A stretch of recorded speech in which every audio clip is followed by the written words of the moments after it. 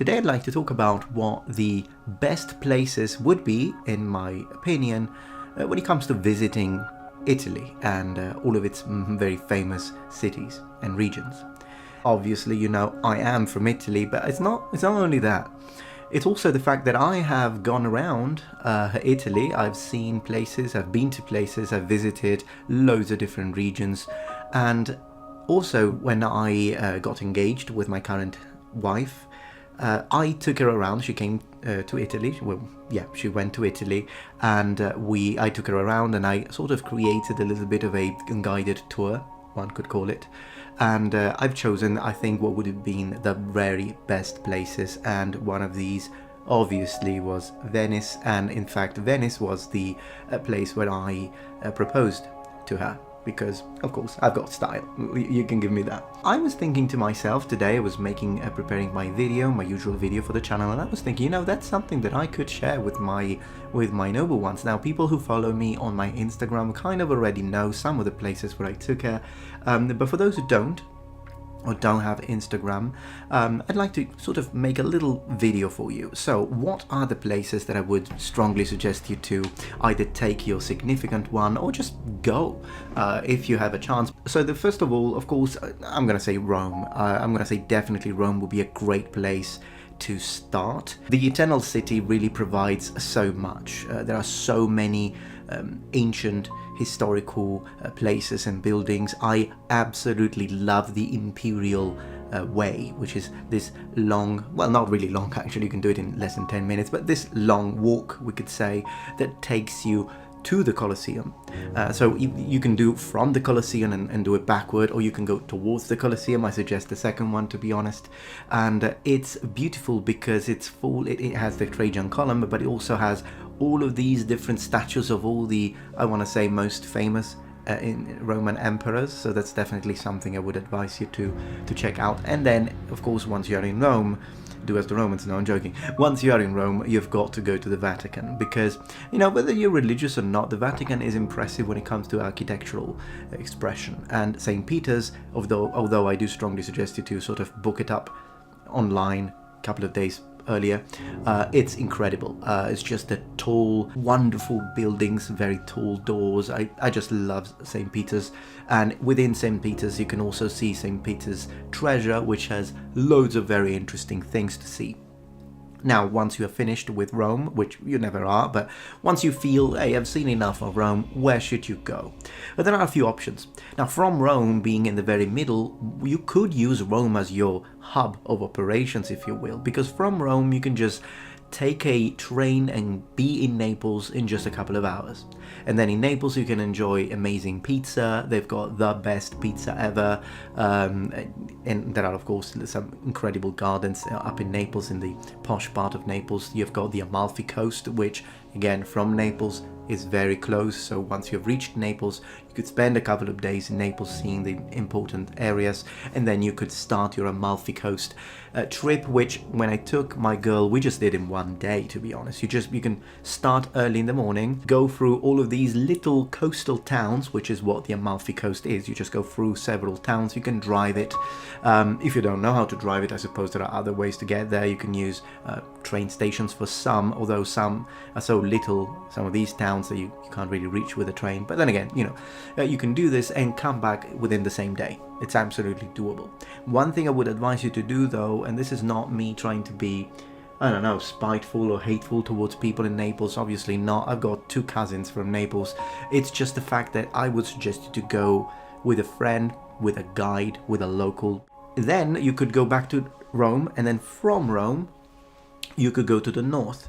And when you go to the north, of course, from Rome, between Rome and Milan, you can go to Florence. So that could be a sort of step-by-step trip. You could take a train to Florence, not that long, I want to say no longer than 3 hours, if I remember it correctly, and then you can enjoy the beauty of Florence. I would spend like 3 days, enjoy the very thick beef that they make there, that you have to eat rare, apparently. I don't like bloody beef, but that's what they say.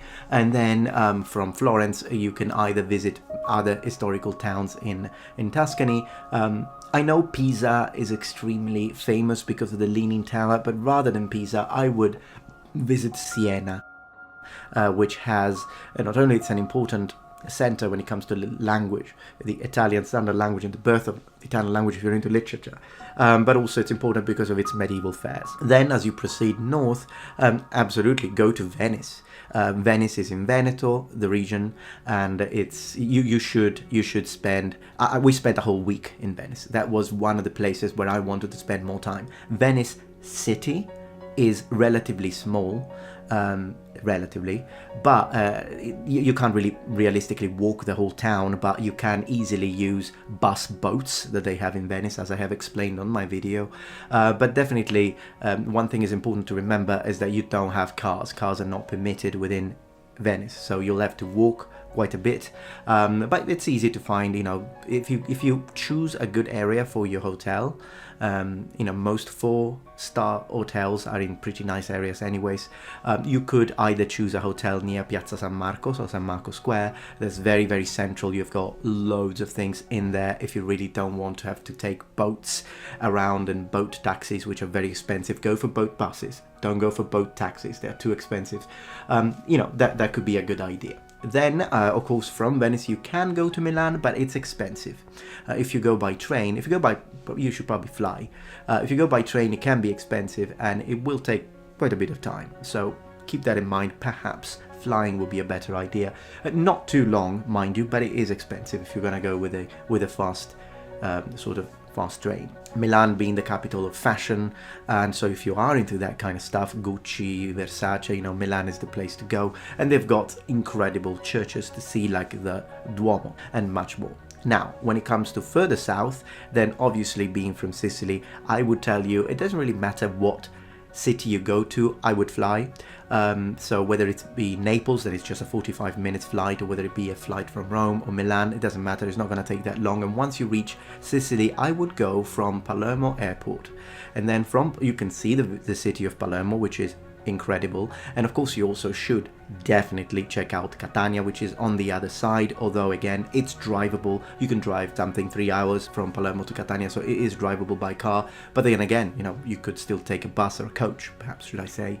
But before you go to Agrigento, which is in the very middle, before you go there to see the Valley of Temples, blah blah blah, which is incredible, one thing you should do is perhaps find someone who can drive you, or drive it yourself. It's not complicated, but you should ask someone to explain it to you so you don't miss the exit. But you should drive from Palermo and go directly south. You can look at the map, go directly south all the way to the other coast and find the ruins of the town of Selinunte. I have a dedicated video, so I will refer you to that. Look for Metatron Selinunte, and it really is one of the most breathtaking, in my opinion, ruins when it comes to ancient Greek cities. And then of course the temple of Segesta, which personally I prefer over the more famous Valley of Temples of Agrigento, but that's just me. This already is, I think, the most probable kind of trip that most people will be able to do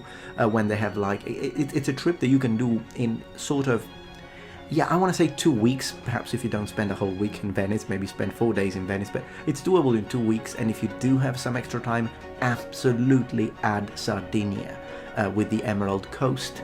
That is something that I would do. Sardinia has got incredible culture, interesting also from a linguistic standpoint, and beautiful, beautiful scenery, great food. Perhaps I will make a dedicated video on the food of each region, because everyone thinks I'm gonna go to Italy, I'm gonna eat pizza and pasta, but each region has its own specialty. Thank you very much for watching and for your support. Goodbye, number ones.